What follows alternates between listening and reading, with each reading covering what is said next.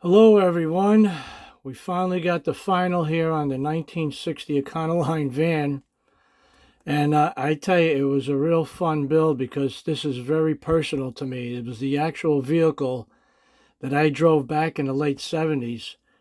As I was building this kit, it just brought back memories, Me driving that thing around town. It was really fun, man, I'm telling you. But, it got sold and, you move on with the rest of your life, and you always look back and say, "Oh, why didn't I keep that van?" But hey, life changes everything, right? But anyway, without further ado, here we go. There she is. I think it came out pretty good. I don't know what you guys think, but I had a blast building this thing, man. It was really fun. Let's see if we got this one nailed down. What do you think, guys? Did we nail it or what? I think we came pretty damn close. She looks pretty good. Let me see. Let's start with the body. This was a Jimmy Flintstone body. It's a resin kit. I've built other resin kits before, but I tell you, this is my first Jimmy Flintstone resin body, and I tell you, it was really sharp. There was flash to contend with, but it's no big deal. It's all part of the game, And I had to remove a lot of material on the inside of these panels here so I can get the chassis to fit in. So overall, it worked out pretty well. Then I got these wheels over here. Bought those on eBay. And I did a little, I don't know if you can see that or not, did a little raised lettering on there with a white gel pen. So we got that. And the front headlight bezels, put a little black wash in there. I don't know if you can see that on camera, but there's a little black wash in there. And then I had put some resin in here. Now, when I put the resin in, it filled up that big void in there. I put the lenses right on top, and then after it dried, it turned just a little yellow, like a tinted yellow. But it's not going to bother me because back in the day, we didn't have these quartz halogen like headlamps like they have today, and they were always had like a little like yellow tint to them. So I'll live with that. And the stripes too. That was a tedious process, but I showed you in my last video how I did that. If you take your time and you use the right products, you'll have good results. You just take your time, just be patient, and that's what I was. I was patient with this, and it came out pretty nice. Got that all down and nice and tight. And then I used the tail lights from the kit, the ICM kit. I like them. They came out really nice. I like them. They appear a little better than the ones that Jimmy Flintstone had. These look a little better. And of course, I had to put a Jersey license plate on it because I was a Jersey boy. Then I painted the bumper steel, and they were all attached with epoxy, 5-minute epoxy. And then these right here, these guys right here, the side pipes, I had to modify those. I had to cut at least a 1/4 inch of material off, and then I had to reshape that little contour over there, and I had to cut the pipe also to make it fit, where it was supposed to. So we got that. And yeah, let me show you the kit that I used for the donor kit. It was the Dodge Little Red Wagon right there. That was the donor kit. Didn't use really much from it, just a chassis and a couple other bits and pieces. And that was the ICM kit. And there was a lot of parts left over, so if anybody out there wants a Little Red Wagon body, drop me an email. This is a freebie. First person to email me gets the kit. There's an engine in there too. The only thing missing from the engine, I think, is the water pump, the front cover, but the engine's complete. I didn't use it because I used the 302 Ford in my build. So the doors are there, the glass is there, the door cards, the body's complete, the tailgate. So drop me an email. First person, it's yours. All right, let's move on to the interior. Let me see if I can pop this off without destroying anything. Come on, guy. There we go. I'll set this aside. This was fun, I'm telling you. Yeah, I tried to mimic this the best I could. Here's the photograph. I even scratch built the iron gates on there. They came out pretty nice. And those planters that you see hanging up, that was all scratch built. Let me show you what I used. I got these little cones here, these safety cones. I cut the top off, and they mimic a pot, a planter pot, perfectly. So we used that. And all this stuff, I went into my diorama boxes, you know, because I do a lot of landscaping on dioramas and my N-scale stuff. And I clipped this off. These are like plastic plants that you buy for your fish tank. I got them on eBay, I think for $2. There's just a whole bunch of them. And I took them off their bases and I trimmed them down, painted them a little greenish color, the simulated plant leaves. So, and then the chain on here, I don't know if you can see that. There's a little chain. There's the smallest chain that Michael sells in their jewelry department. I take a whole strip of that and I paint it black, and then I save it because you never know you're going to use it.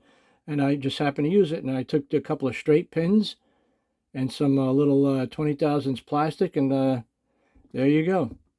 So we got that done. Here's a cool feature here. This actually drove me crazy. The doghouse right here, and these seats that came out of the kit. Well, I had to narrow this chassis quite a bit to fit inside the body. By doing that, the seats really didn't line up what it was supposed to, and I barely had enough room for this doghouse, so I wanted to show off that 302 that I put in there. So what I did was I cut the top of the doghouse and I hinged it. Come on, stay up. There we go. You get a closer look at it. So there's the 302, and I dirtied it up because, hey, this was a daily driver. So put some black wash in there. I don't know if it's showing up on camera, but you can see it looks like it's used. And a plain Jane, you know, Ford valve covers, light blue. And I put a little black wash in the air cleaner too. And the seats, I had a little contrast in color there, and I also dirtied those up a little bit too because, hey, it was a daily driver. The seats were getting worn out, you know. And, you know, this was a no trailer queen. This was driven every day. So that takes care of that. And these hinges, let me show you guys. I showed you this on the last bill. Go to Michael's or any craft store and pick up, you know, some of these tools, man. These are, you can buy these in the jewelry department. You can make all different bends with these, man. See, this one's got 3 different steps on it. And this one just has a graduated step on it. I don't know if you can see that. And you can make any curve you want. And I used paper clips. I mean, it's not that hard, guys. It's a good investment. That's how I made the hinge on this thing. And that takes care of that. Let me show you the chassis. Let me push this back a little bit. I don't know if I weathered it too much, but I don't know if that's showing up on camera. Because this was, like I said, it was a daily driver. I sanded the wheels down, I mean the tires. And I used some chalk paint, acrylic chalk paint. You know, blended the colors together. You can see it's pretty well used. Oh, check this out. I think I did this by accident. Look at this. Even the drive shaft rotates. It fit right in there. I didn't glue it in. How about that, huh? Yeah, that came out pretty cool. So that takes care of that. And let's see what else. Oh, one other thing I'd like to show you guys. While I was building this, I knew I had this buried somewhere because I put a lot of my stuff away because I'm going to be moving in the near future. Unfortunately, you know, my landlord is moving, so I have to move.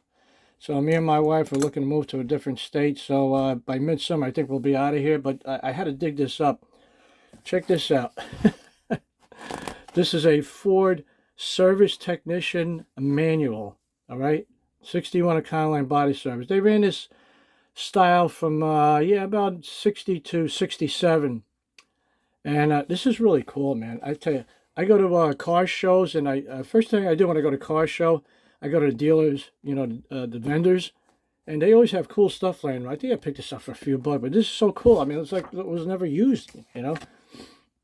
You got the van, the pickup, and you got the they call it the station bus, and it just shows you all the dimensions and everything, and how to do all body work. And look at this, even got all the dimensions in there from the vehicle.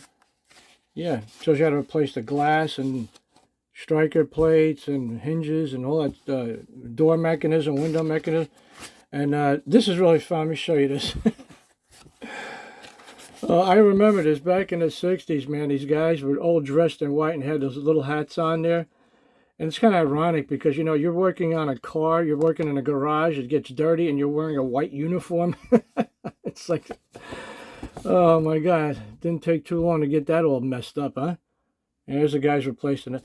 This is really cool. I love this kind of stuff. This is really cool. So I figured I'd show that to you. What else we got here?